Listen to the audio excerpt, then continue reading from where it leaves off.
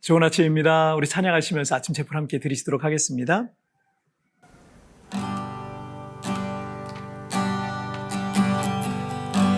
주님만이 왕이십니다. 주님만이 왕이십니다. 주님만이 왕이십니다. 주님만이 왕이십니다. 내 삶에 내 삶에 내 삶에 내 삶에 모든 이름 위에 뛰어나신 이름 왕의 왕 예수께 엎드려 경배해 모든 이름 위에 뛰어나신 이름 왕의 왕 예수께 손들고 경배해 경배해 경배해 경배해 경배해 경배해 경배해 경배해 경배해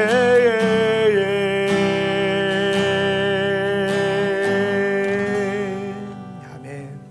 자, 우리 같이 기도하시겠습니다. 살아계신 하나님 아버지 감사합니다. 오늘도 하나님의 말씀과 은혜로 오늘 이 하루를 시작합니다. 날마다 말씀으로 우리의 마음을 비춰보고 우리가 세상에서 어떻게 살아가야 될지 깨닫게 하시고 알게 하시고 세상을 볼 수 있는 하나님의 관점도 가질 수 있도록 축복하여 주옵소서. 감사하며 예수님의 이름으로 기도하옵나이다. 아멘.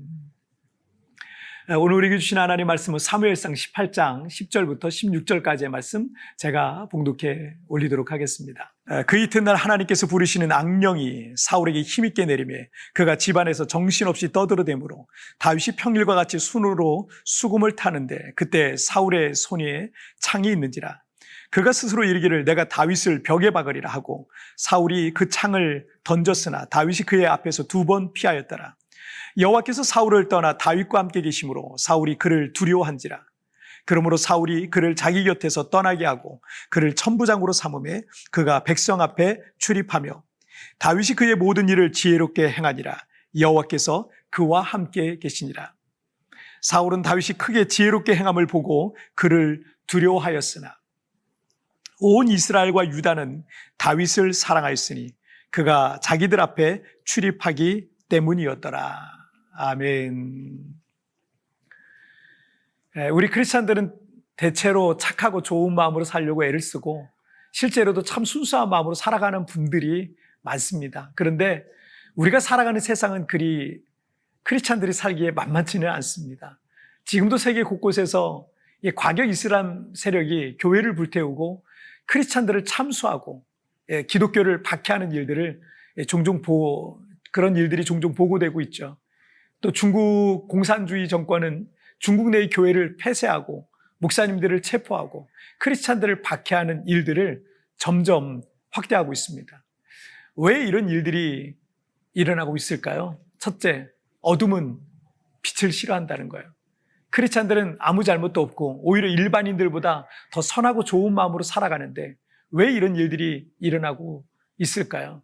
그것은 어둠은 빛을 싫어하기 때문입니다. 그래서 어둠이 빛을 싫어하는 것을 이상한 일 당하는 것처럼 이상히 여길 필요가 없는 거예요. 어둠이 빛을 싫어하는 건 지극히 당연한 반응이기 때문입니다. 10절을 보실까요? 그 이튿날 하나님께서 부리시는 악령이 사울에게 힘있게 내리매 그가 집안에서 정신없이 떠들어대므로 다윗이 평일과 같이 손으로 수금을 타는데 그때 사울의 손에 창이 있는지라. 사울 왕에게 악령이 힘있게 내렸고 하나님의 영으로 충만한 다윗이 그 앞에서 수금을 연주하고 있으니까 이 사울 왕은 다윗을 죽이려고 2차례나 창을 던졌지만 다윗이 피했었습니다. 12절도 보시면 여호와께서 사울을 떠나 다윗과 함께 계심으로 사울이 그를 두려워한지라. 다윗이 무슨 잘못을 했겠습니까? 그에겐 아무 잘못도 없었는데 사울은 여호와께서 함께하고 계신 그 청년 다윗이 두려웠던 거예요. 어둠이 빛을 싫어하는 건 그래서 당연한 반응인 겁니다. 여러분이 하나님의 말씀으로 살아가고 있고 부끄럽지 않은 삶을 살아가고 있음에도 사울왕처럼 누군가는 여러분을 시기하고 질투해서 여러분을 힘들게 할 수도 있을 겁니다. 그러나 내가 하나님 앞에서 부끄럽지 않은 삶을 살아간다면 오히려 더 당당하게 살아가면 됩니다. 부끄러울 게 없잖아요. 내 잘못이 아니잖아요.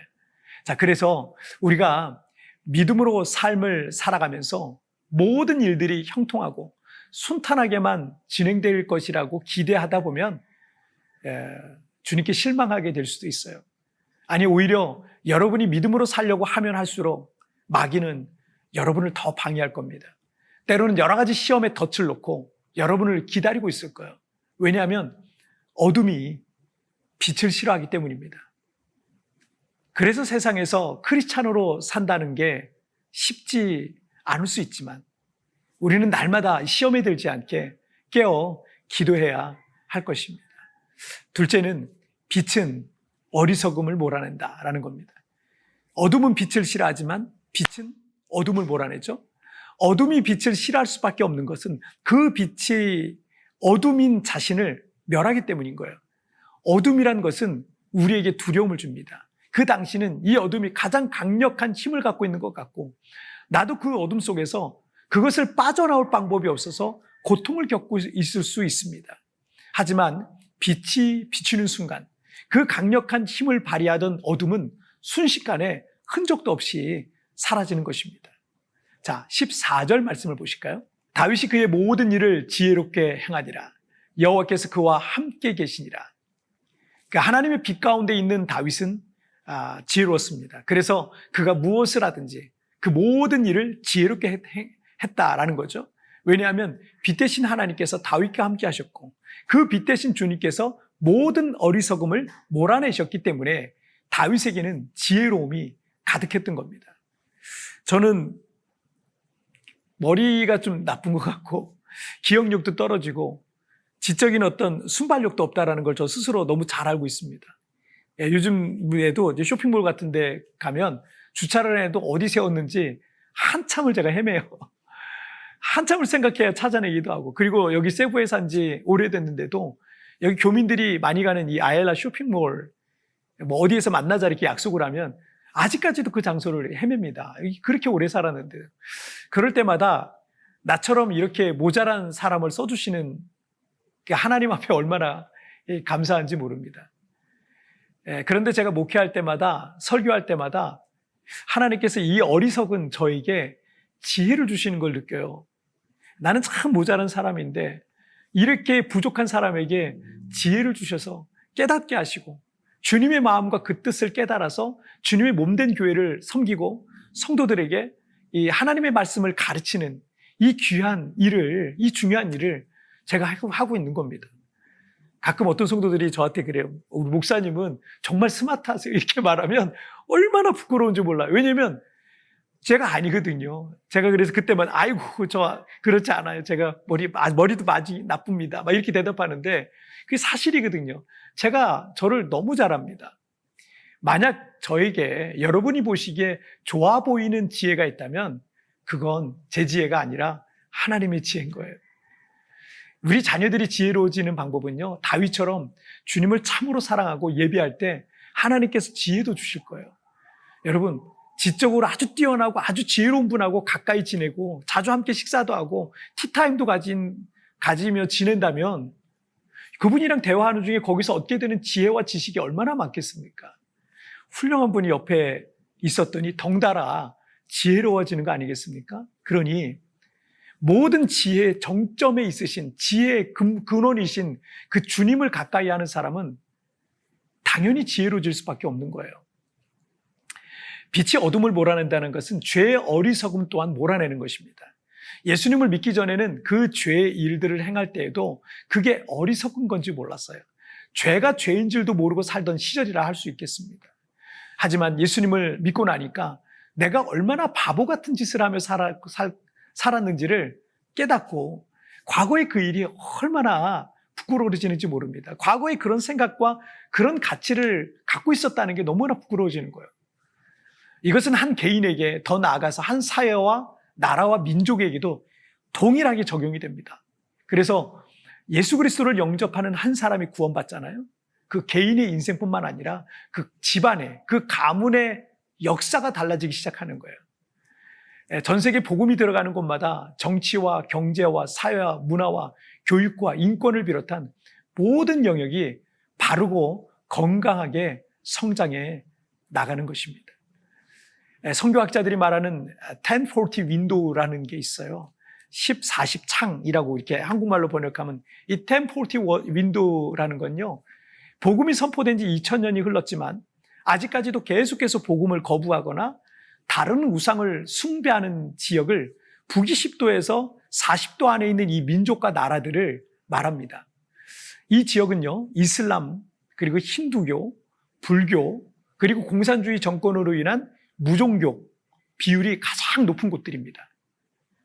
그리고 이 지역들은 세계에서 가장 인권이 존중받지 못하는 지역들인 거예요.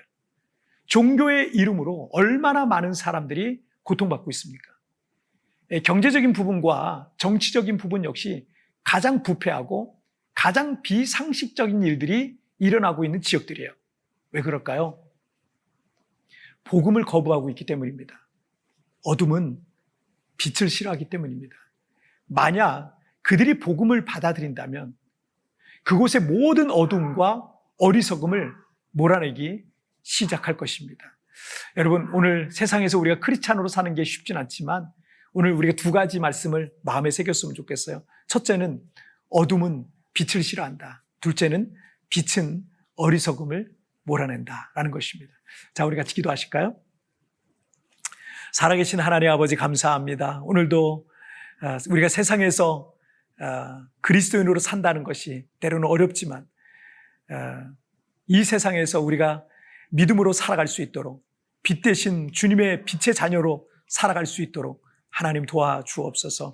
모든 어둠을 몰아내시고 빛이 어둠을 실업할 수밖에 없는 그런 상황에 우리가 살아가지만 그러나 모든 어둠을 몰아내고 모든 어리석음을 몰아내고 모든 저주를 몰아내는 그 복음 앞에 말씀 앞에 살아가는 빛 대신 주님 앞에 살아가는 나의 삶이 되게 하여 주옵소서. 감사하며 예수님의 이름으로 기도하옵나이다. 아멘.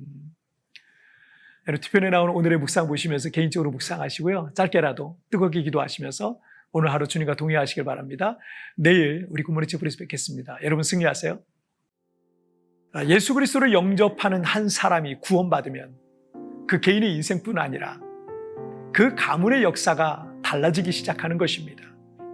전 세계 복음이 들어가는 곳마다 정치와 경제와 사회와 문화와 교육과 인권을 비롯한 모든 영역이 바르고 건강하게 성장해 나가는 것입니다. 내 안에 있는 모든 어둠과 어리석음을 몰아내 주시길 기도합시다.